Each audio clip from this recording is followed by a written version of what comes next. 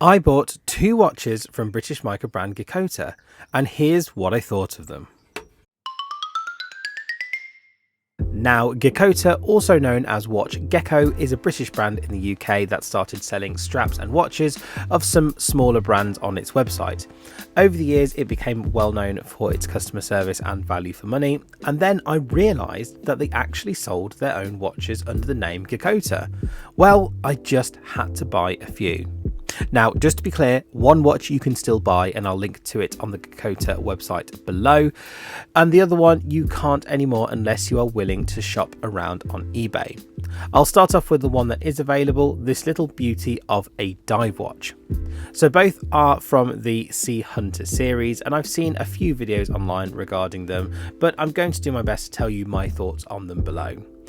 By the way, no paid promo here or free watches. I bought these watches off my own back, so my review will be doubly honest. Now, some people may call the diver watch a homage, and I would potentially agree with them, but I would mean homage in its truest sense of the word. It is not trying to be a Rolex, it's not trying to be a Tudor, and it's not trying to be any other sort of style of vintage watch. But what they have done is taken inspiration from those types of watches and have created something that I think is very unique, has looks that are modern but more modern casings, and has a design which is harking back to those watches of the 50s, 60s and 70s.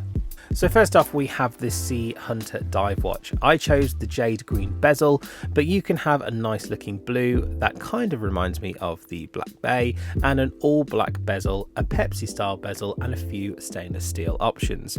Now, if you like gilt tones in your watch, then I would go for the version of full black or my version, or if you don't like the gilt, I would stick with the blue bezeled version. At least those would be my choices. The other ones look good as well, I just prefer those core three.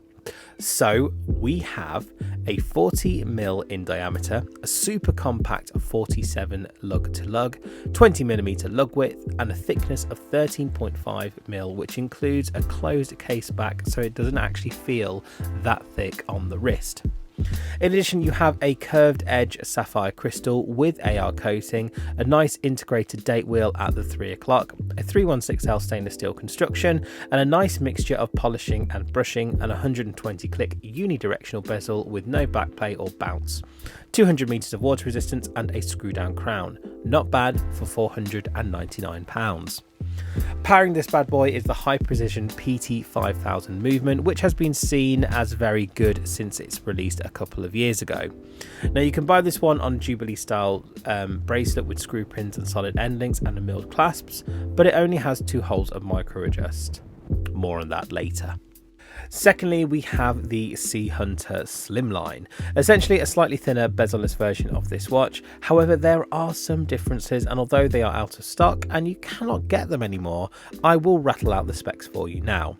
40mm in diameter, 47mm lug to lug, 20mm lug width, and a thickness of just 12mm. So despite similar proportions, that 12mm thickness makes it feel a little different on the wrist. Again, we also have a 200 meter water resistance with a screw down crown and a curve edged box sapphire crystal with AR coating. Now, powering this one instead of the PT5000 is actually the Geota 9039, a Japanese no date movement from Citizen, and it's a good choice in my opinion. The bracelet is an H-link bracelet, quick release screw pins, and a milled clasp with, you guessed it, 2 holes of micro adjust.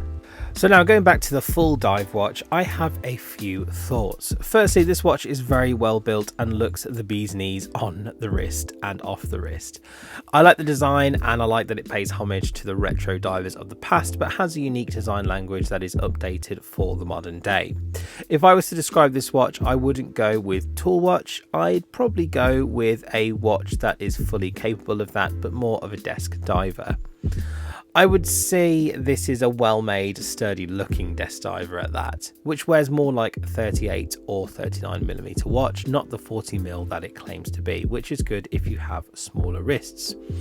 The Slimline, on the other hand, is again a really well-made watch, and this one is a Garda watch.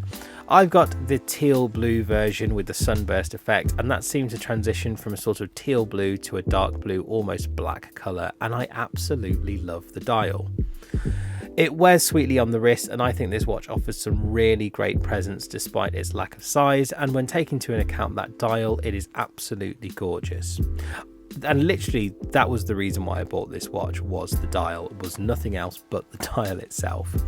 However, I think Geckota have made a little mistake on this one. Can you see it? I think the bracelets should actually be swapped around. Let's have a look. Now that is better. I think the H-Link bracelet belongs on the Sea Hunter full size and the Jubilee to the slimline. To me, that makes perfect sense, but let me know your thoughts on this in the comments below. Price wise, the Sea Hunter comes in at $499, which given the specs from a British owned brand is a bit of a steal and a real no-brainer. I would snap this one up whilst you still can. The slimline on the other hand is out of stock, but at one point they were going for as little as £199, which is insane value. Pretty much AliExpress prices for a much nicer watch. But I do have one issue with these watches, and it is a big one. That is the clasp. And if you've been keeping up with me, you know exactly what the problem is with this clasp. It feels like a bit of an afterthought on watches that are really too nice to have a clasp like this. I really think these watches are worth what you're paying for them, but it is disappointing to see a clasp with less than 3 holes of micro adjust. I would have preferred it to have at least 3 holes of micro adjust and a fold over security as well on this clasp. That would have been great. I don't think it would have cost that much to do either. And that really is my only complaint about these watches. It is the clasp. Overall, I would like to say that I too really rate Geckota. I think these watches are worth the price you pay for them. They are a little dressier. You have the Death Diver series and you have that Garda watch that is a little bit chinksy, especially now that I've put it on the Jubilee strap, which is no bad thing, but it does still retain some functionality. So as I mentioned before, it's not an out-and-out tool watch, nor does it claim to be. It's a nice desk diver with a 2-year warranty from a company that has a great reputation. These are my first Geckota watches, but they certainly won't be my last. I'm eyeing you up, Ocean Scout. I want to see more of this type of content on this channel, and I hope you do as well. So if you do, leave it a thumbs up, and why not subscribe whilst you're down there. See you soon, folks.